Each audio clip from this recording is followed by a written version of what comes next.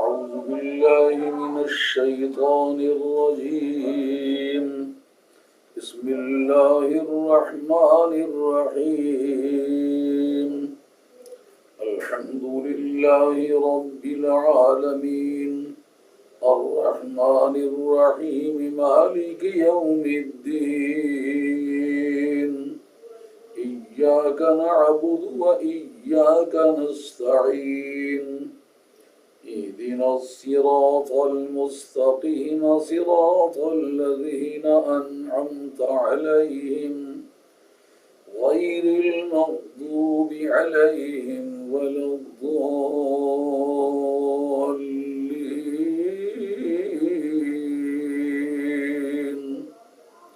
صدق الله مولانا العظيم وبلغنا رسوله النبي الكريم ونحن على ذلك من الشاهدين والشاكرين والحمد لله رب العالمين الصلاة والسلام عليك يا سيدي يا رسول الله وعلى آله وصحبه Allah subhanahu wa ta'ala says Alhamdulillahi Rabbil Alameen. All of the hymns and praise are for Allah, who is the sustainer of the universe, Ar-Rahman Ar-Rahim, the most merciful, the most compassionate, Malik Yawmiddin. He is master of the judgment day. Iyyaka na'budu wa iyyaka nasta'een. We worship you only, and we seek only your assistance, your help. Ihdina as-sirat al-mustaqim. Show us the path, the straight path. Sirat al-lazina an'amta alayhim. The path of your favored people. Ghayr al-maghdubi alayhim. That is the way other than those of cursed or condemned. وَلَا-الضَّالِّينَ. And that is not the way of those people who went astray. This is the verbal translation of the passage I recited before you, and I was speaking about seeking the help from other than Allah within the limits which were prescribed by Kitabullah and Sunnati Rasulullah. Some of the people say that they hear worshipping has got three meanings. One is worshipping, and the other one is the obedience. The third one is enslavement or servitude. They believe that all of the three kinds and three categories of the ibadat are specified for Allah, but one has to differentiate between the different categories of the enslavement or the servitude. The devotion and worshipping is speciality of Allah. No one else can be worshipped, and no one else can be believed in as a god or deserving person to be worshipped. But as far as other two types of ibadat are concerned, that means the obedience of Allah and His Apostle and the good people is also necessary. As Quran says, مَن يُطِعِ الرَّسُولَ فَقَدْ أَطَاعَ اللَّهَ.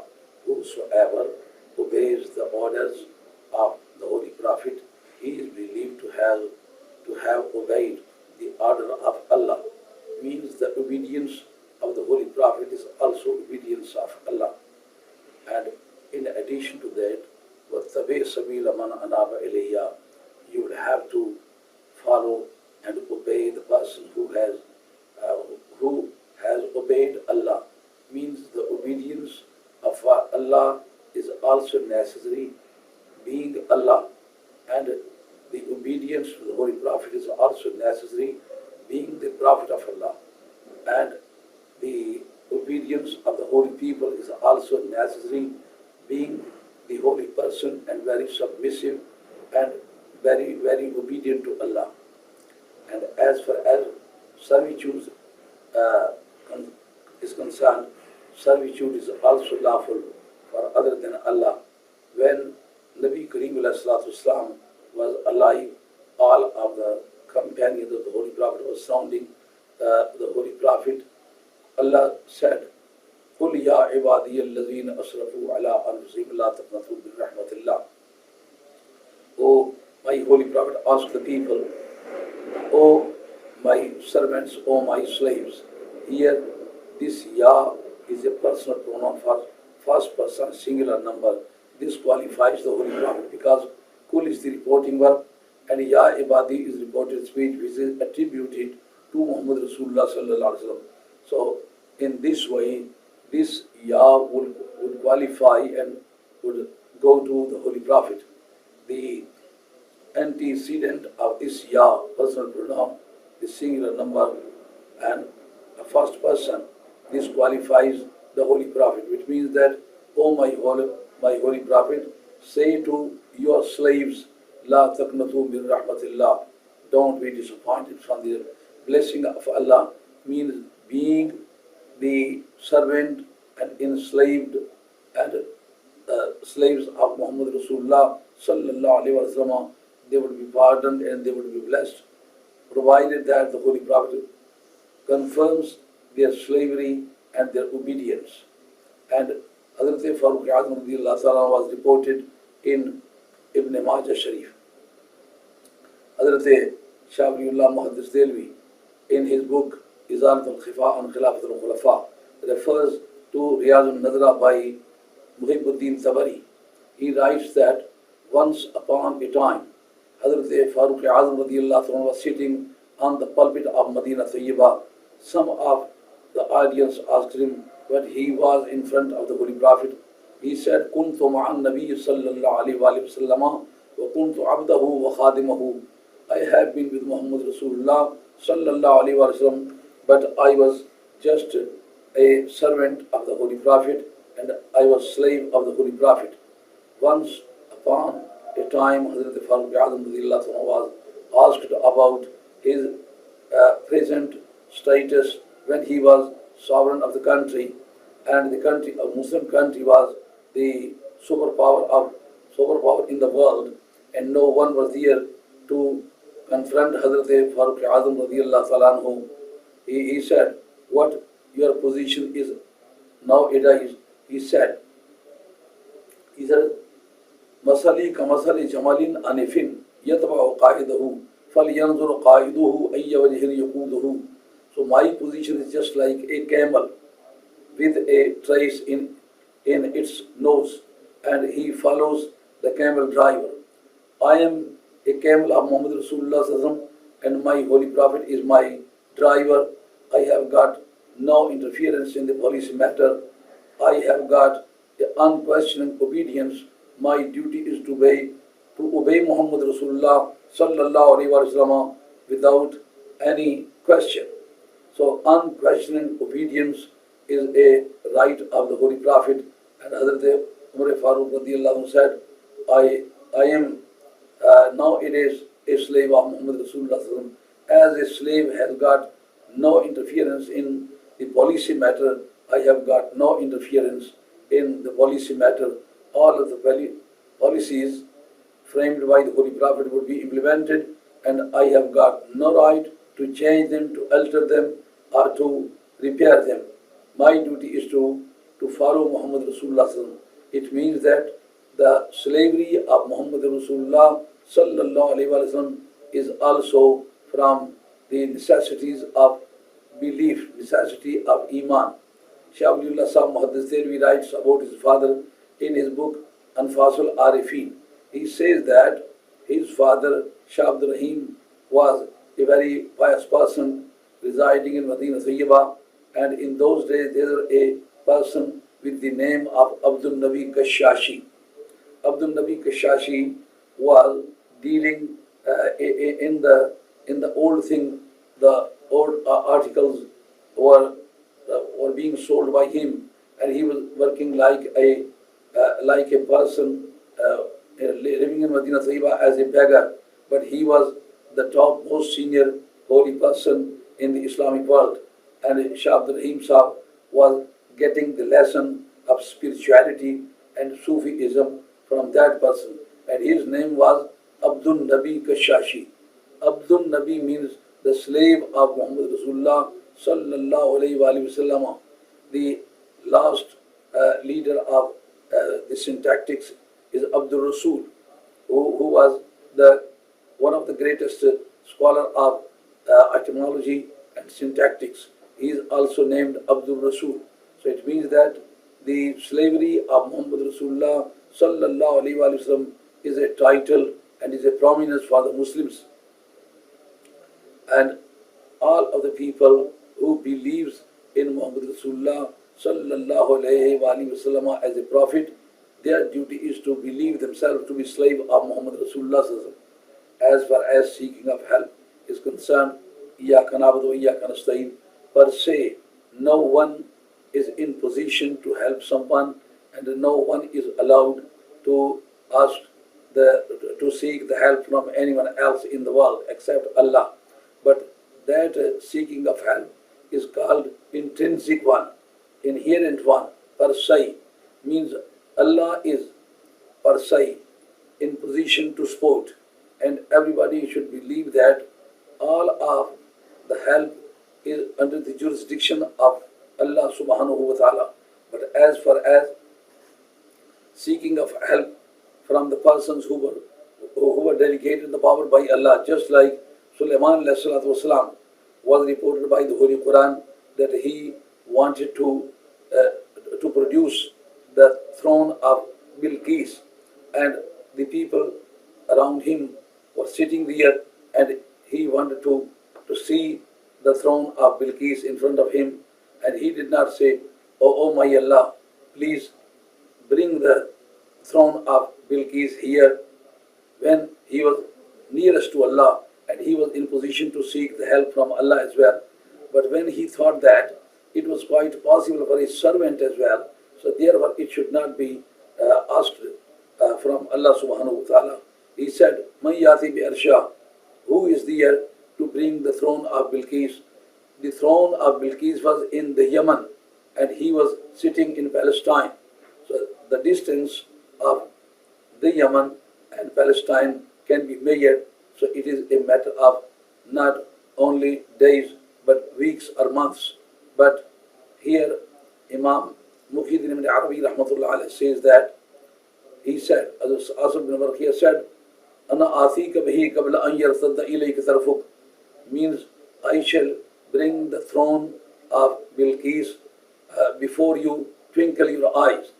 Before the twitching of the eyes, I shall be able to bring the throne of Bilqis in front of you. Here, this seeking of help was not believed as the infidelity or paganism or idolatry, but it was justified by the Holy Quran, because Quran Majid expressed it with admirable way and appreciated the struggle of Sulaiman alayhi salatu wasalam and Asif bin Barqiyah as well. Here, Muhyiddin ibn Arabi writes in his book Al-Futuhat al-Makkiyah, which was referred to by Ruhul Mahani, Sayyid Mahmud Alusi Baghdadi. He was one of the greatest scholar of the world. He was Shafi'ite. According to some, he was Hanfi'ite. But this is a great and lengthy chapter. If I discuss it, it will take some time. But he was one of the greatest scholar, and he was resident of Baghdad Sharif, and he was pupil of Sheikh Khalid Kurdi, who was pupil of Imam Rabbani Mujad al-Sani Sheikh Ahmad Sarandi, Rahmatullah Ta'ala alayh. And he writes in the book Ruhul Mani, Ma Ghaba Am Majlisi Ata Bi Arshiha Edaman Wa Ijadan.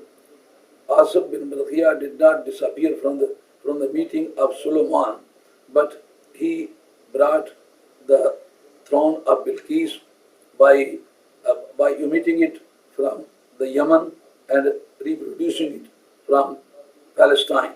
So this help was sought by Sulaiman alayhi salatu wasalam from Hazrat Asif bin Barqiyah, and it was legalized, because the power utilized by Asif bin Barkhia was not his personal, it was not his intrinsic or inherent, but it was God gifted. When a person seeks the help from a holy person, believing that this person is not per se in position to help me, but the power must have been given to him by Allah subhanahu wa ta'ala, therefore he is in position to help me. Similarly, Jesus was reported by the Holy Quran to ask the favor from the Hawarijin.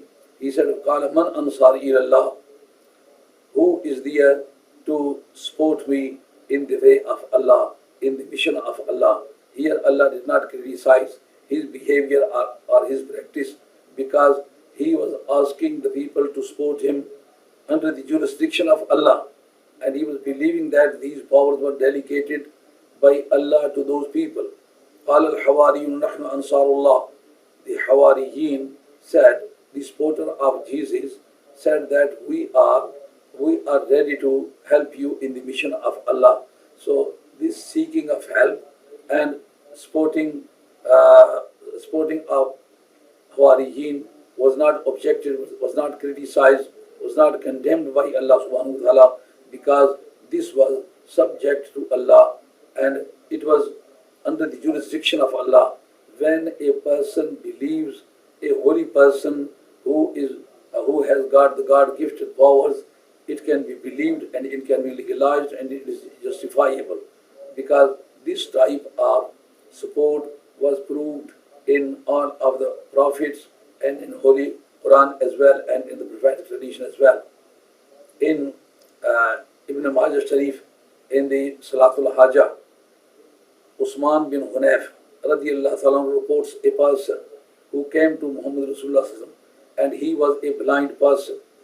He requested the Holy Prophet to support him, and he asked him to restore his eyes. And Nabi Kareem taught him a prayer, and he went in the mosque of the Holy Prophet.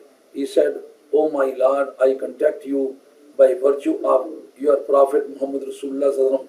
And when he went in the mosque, he said, Nabi Kareem was at home. O Prophet, O Prophet of blessing, I seek your help and I contact your Lord by virtue of you. Please help me to restore my eyes. So after this prayer, the eyes of the person were restored. And this Salatul Hajjah was mentioned in Ibn Majah just to teach all of the Muslims that this is one of the way to get the things which are not possible to get in normal rate. Here the help was asked from the Holy Prophet, and it was not prohibited by the Holy Prophet himself or the companion of the Holy Prophet. So it means that one is allowed to seek the help or to ask someone to help when he believes that he per se is not in position to help me, but subject to God, he is competent to help me. Just like the other people were reported to say like that.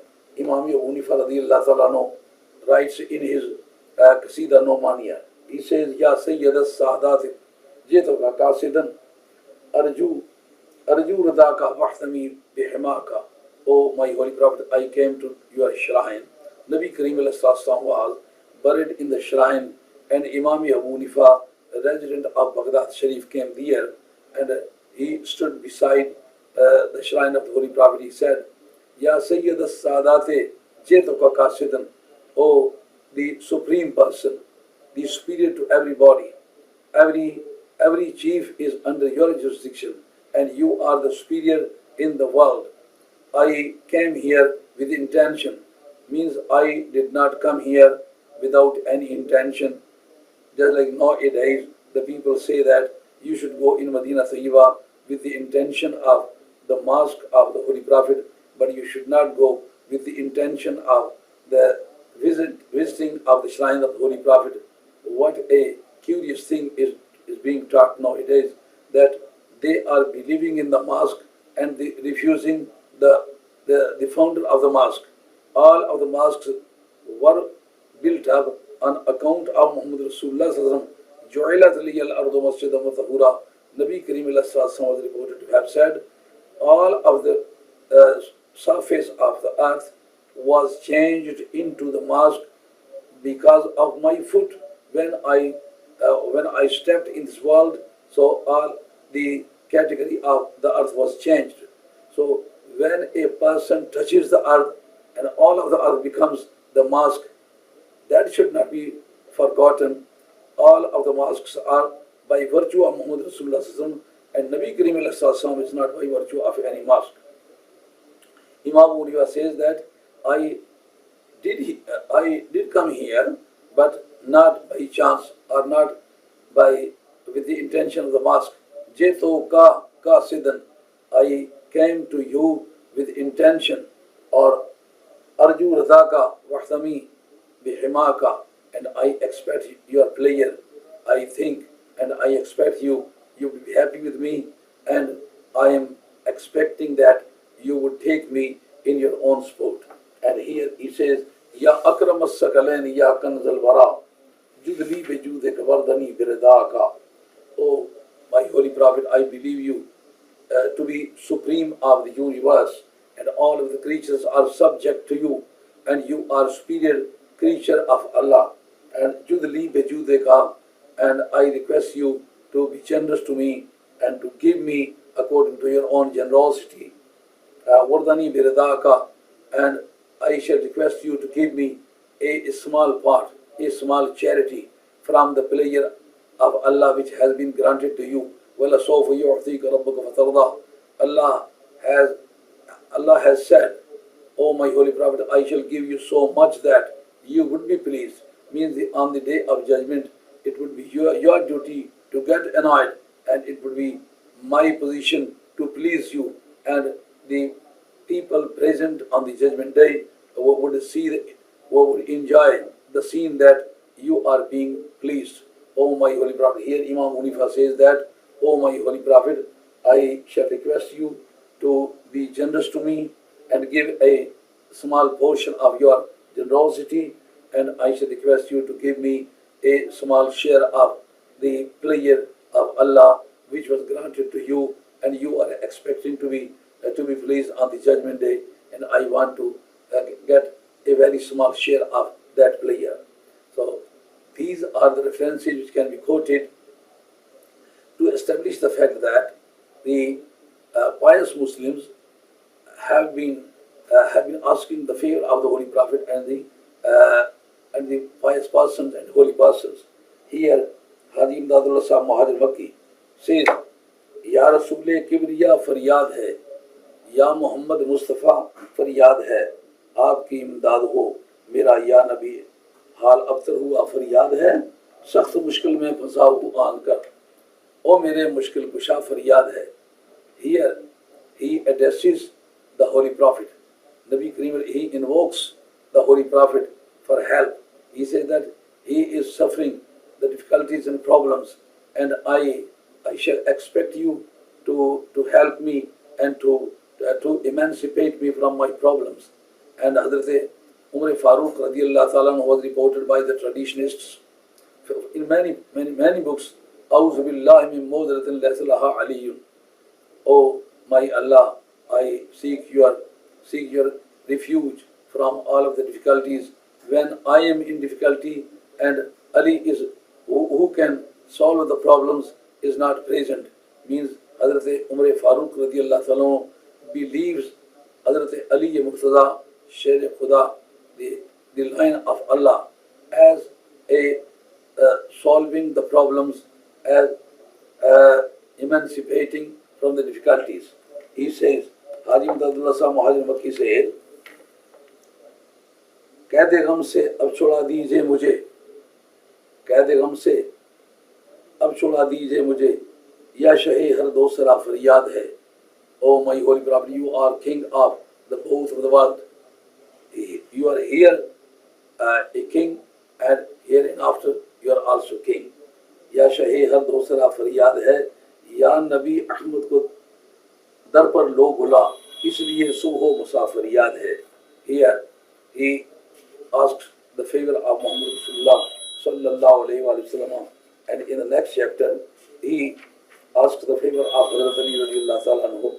He says, "Oh, Hazrat Ali Sharif Khuda radiallahu ta'ala anhu, you are a person who can solve the problems and requests Allah, oh my Allah, हादिये आलम अली मुश्किल कुशा के वास्ते दूर कर दिल से हिजाबे jail और गफलत मेरे रब खोल दे दिल में दर इल्म हकीकत मेरे रब हादिये आलम अली मुश्किल कुशा के वास्ते."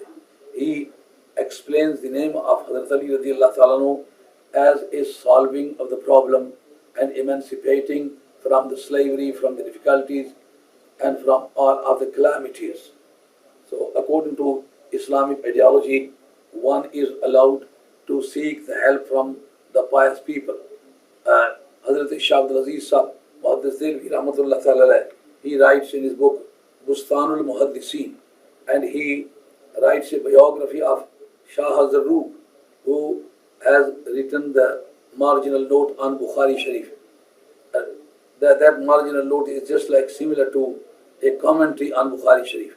He writes about Shah Zarruq that Shah Zarruq was a very pious person, and he was a confluence, means the place where two rivers meet with each other. That is our confluence. He was confluence of the obvious sciences and the secret sciences.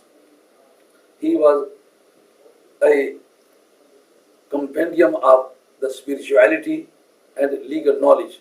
He writes that he has written a commentary on Bukhari Sharif, and during the commentary of Bukhari Sharif he writes, "In kun tafi dakim wa karbim wa bashatin fanade bi ya zarru ko ate bi surati ana jamiyum bil jud bin ana jamiyul li muridihi li shitatihi in the masata jawr zamani binupati." I am the person who can support my disciples when he is under the burden of the difficulties and problems. And he says, "In kunta fi dakim wa karbim wa washatin fanade biya zarru ko ate bi surati." Oh my disciples, if you are suffering the problems, the difficulties, and you are inflicted with the disasters, you should invoke me, and I shall come and help you.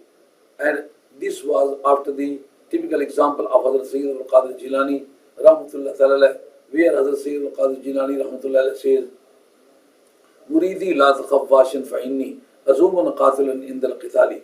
Oh my disciple, you should not be confused in the rattling of the swords and in the rain of the arrows. I can reach under these crucial times as well. Your duty is to invoke me, and my duty is to support you. So it was not criticized by any pious people. All of the four schools of spirituality, they believe in Sayyid al-Qadir Jilani Rahmatullah Ta'ala with innermost feelings, and they are believing in the nobility and superiority and supremacy of Hazrat Sayyid al-Qadir Jilani Rahmatullah Alayh. Shah Abdul Aziz Sahib Rahmatullah appreciates the struggles of Shah Zarruq when he is asking his disciples to invoke him. Anali Muridi Jamiul li Shitatihi. He openly says that I am in position to manage the affairs of my disciples. When the vicissitudes of the time attacks on him, and I can support him and I can help him. Here, Hazrat Shah Abdul Aziz Sahib appreciates the struggle. If this invocation of the holy people were prohibited, Shah Abdul Aziz Sahib Rahmatullah would have criticized, but he did not criticize, but he is appreciated. Here I have got Kiramat Imdadiyya written by Hazrat Maulana Ashraf Ali Thanvi. He writes, once upon a time, the disciples of Haji Imdadullah Sahib Muhajir Makki went to Mecca Sharif, and during the journey, their ship was involved in the waves, and there was ups and downs, and all of the passengers were disappointed, and the crews announced that this was the time which was very crucial and very critical time, there were all of the people were asked to pray to Allah.